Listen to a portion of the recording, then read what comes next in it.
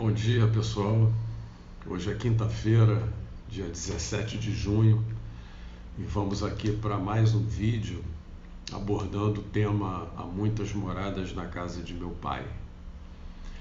Em João 14, de versículo 1 a 3, nós temos: Não se turbe o vosso coração, credes em Deus, crede também em mim. Há muitas moradas na casa de meu pai. Se assim não fosse, já eu vô-lo teria dito, pois me vou para vos preparar o lugar. Depois que me tenha ido e que vos houver preparado o lugar, voltarei e vos retirarei para mim, a fim de que onde eu estiver, também vós aí estejais. Isso foi uma fala de Jesus Cristo, está relatado em João 14, 1 a 3. Uma das interpretações que podemos dar a essa fala é que existem diferentes estados da alma, do espírito, quando nós estamos no mundo dos espíritos, quando nós estamos desencarnados. A casa do Pai é o universo. As diferentes moradas são os mundos, os planetas que estão no espaço e oferecem aos espíritos que nele encarnam moradias correspondentes ao adiantamento desses espíritos. Independente da diversidade dos mundos, essas palavras de Jesus também podem referir-se ao estado venturoso ou desgraçado do espírito no mundo espiritual, na erraticidade. Conforme se acha o espírito mais ou menos adiantado, depurado e desprendido dos laços materiais, infinita a variedade do meio em que ele se encontre, o aspecto das coisas, as sensações que experimente e as percepções que tenha. Enquanto alguns espíritos não se podem afastar da esfera onde viveram, outros se elevam e percorrem o espaço e outros mundos. Outros espíritos com sentimento de culpa erram nas trevas. Já os bem-aventurados gozam de boa claridade e do espetáculo sublime do infinito. Enquanto o espírito mau, atormentado de remorsos e pesares, muitas vezes sozinho, sem consolação, separado dos que constituíam objeto de suas afeições, pena sob os sofrimentos morais, o espírito justo, em convívio com aqueles que ama, aproveita das delícias de uma felicidade indizível. Sob esse aspecto, portanto, há várias moradas na casa de meu pai, embora não circunscritas nem localizadas. Do ensino dado pelos espíritos, aprendemos que são muito diferentes as condições dos mundos, quanto ao grau de adiantamento ou de inferioridade dos seus habitantes.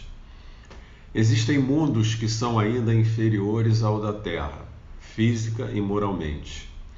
Outros mundos da mesma categoria que o da Terra, e outros que são mais ou menos superiores ao da Terra sob todos os aspectos.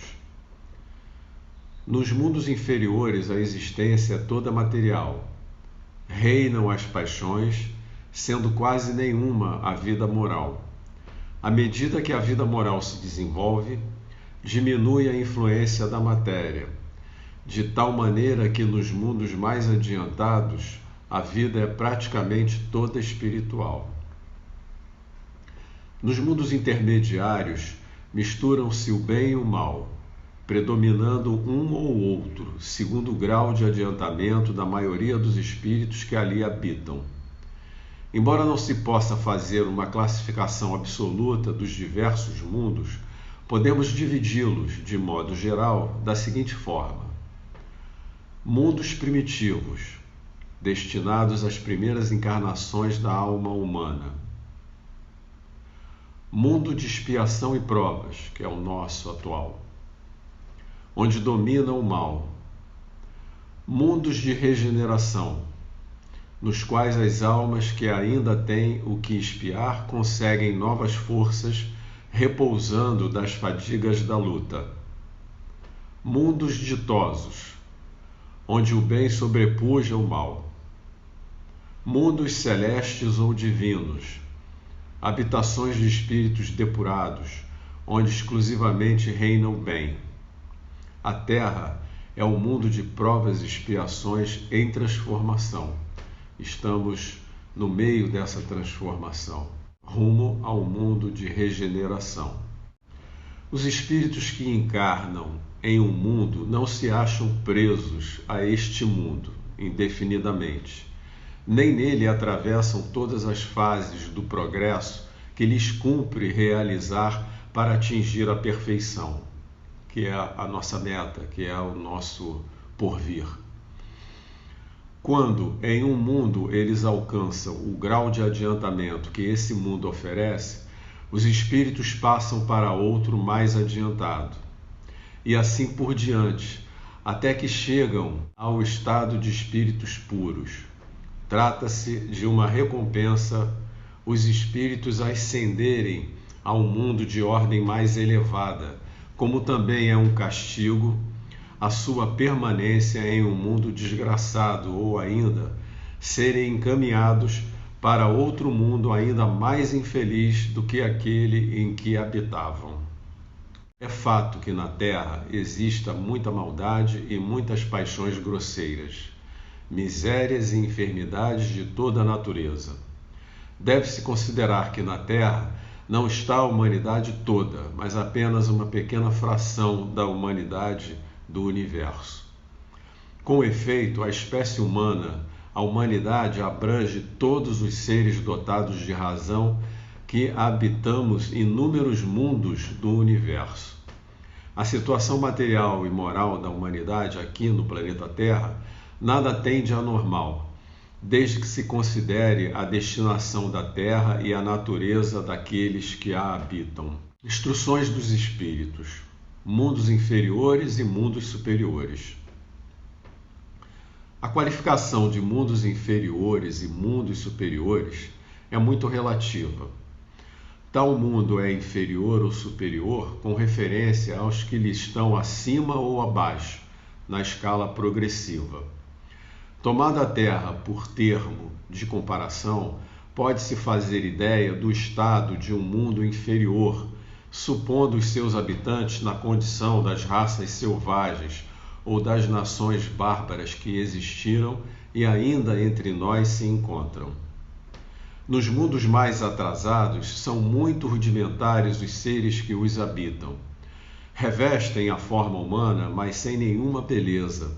Seus instintos não têm a abrandá-los qualquer sentimento de delicadeza ou de benevolência, nem as noções de que é justo e injusto. Entre os habitantes dos mundos primitivos, a força bruta é a única lei. Carentes de outros recursos, passam a vida na conquista de alimentos. No fundo da inteligência está latente uma vaga intuição, mais ou menos desenvolvida, de um ser supremo. Esse instinto basta para torná-los superiores uns aos outros e para lhes preparar a ascensão a uma vida mais completa, uma vez que eles não são seres esquecidos por Deus, mas crianças em pleno crescimento. Entre os degraus inferiores e os mais elevados, inúmeros outros há, e difícil é reconhecer nos espíritos puros, desmaterializados e resplandecentes de glória, os que foram esses seres primitivos, do mesmo modo que no homem adulto se custa reconhecer o que um dia foi um embrião. Nos mundos que atingiram o grau superior, as condições da vida moral e material são muito diferentes da vida na Terra. Como por toda parte, a forma corpórea ali é sempre a humana, mais embelezada, aperfeiçoada e, sobretudo, purificada. O corpo nada tem de materialidade terrestre e não está, conseguintemente, sujeito às necessidades nem às doenças ou desgastes que a predominância da matéria provoca. Os sentidos são muito mais apurados.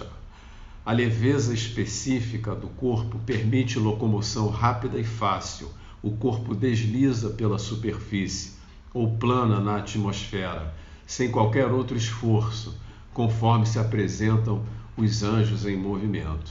A pouca resistência que a matéria oferece a espíritos já muito adiantados torna rápido o desenvolvimento dos corpos e curta ou quase nula a infância.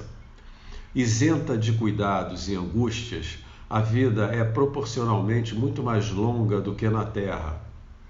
Em princípio, a longevidade guarda proporção com o grau de adiantamento dos mundos. A morte, de modo algum, acarreta os horrores da decomposição. Longe de causar pavor, a morte é considerada uma transformação feliz. Por isso que lá não existe a dúvida sobre o que vem pela frente, o porvir. Durante a vida, a alma, já não tendo a constringi-la à matéria compacta, expande-se e goza de uma lucidez que a coloca em estado quase permanente de emancipação e lhe consente a livre transmissão do pensamento. Muito obrigado por você estar comigo aqui. Me ajude a divulgar a doutrina espírita, esse estudo, essa ciência, essa doutrina cristã que nos faz tão bem. Muito obrigado e até a próxima.